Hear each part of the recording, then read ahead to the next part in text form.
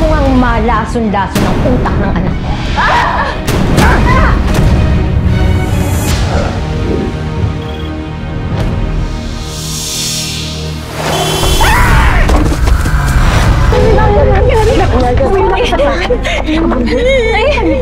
I-ready mo ng mga passports at visas natin, ha? Tulong! We need to leave the Philippines. Parang sobrang random ang mga pag-iayama mag-abroad. Nasabi ba sa inyo ate kung ano ba talagang nangyari? Ano ba talaga nangyari, tita? Zay, kalma na.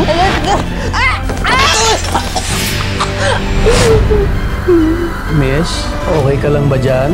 May naalala lang ho ako. Ikaw ba yung narinig ko na na-hit and run? Ako nga, ewan ko ba talagang kamalas-malasan lang na lagi akong nadadamay sa mga sakuna. Hindi ko din maintindihan. Kung ayaw sumama ng asawa mo, maiwan siya. Basta isasama kong apo ko, okay? Hello? Ha? Gusto mo mag-abroad ni Mami? I can't leave my mother. Ngayon pa na-aksidente siya, ha? Ikano ba you want to cut off your mother from your life? But that was before the accident. Patrick naman, please lang. Sa tagal ng relasyon natin, ako na lang lagi nagbibigay. Sa'yo, sa pamilya mo, for once, stand up for yourself. Hindi mo palagi na lang yung gusto ng nanay mo yung susundin mo. Really?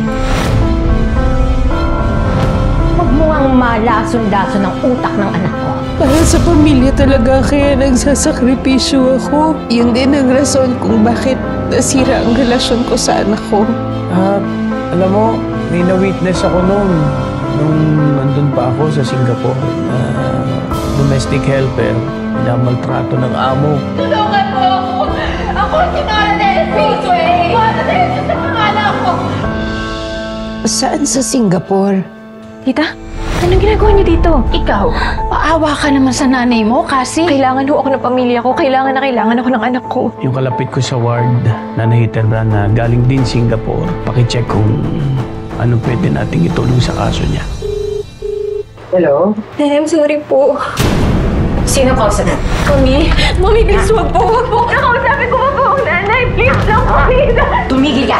Please po, please po. Leching na yung yan! Hindi ka namatay! Bakit?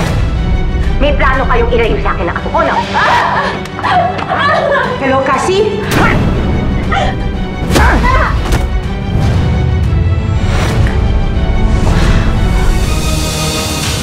Subaybayan natin ang pagpapatuloy ng ating kwento dito lang sa Tadhana.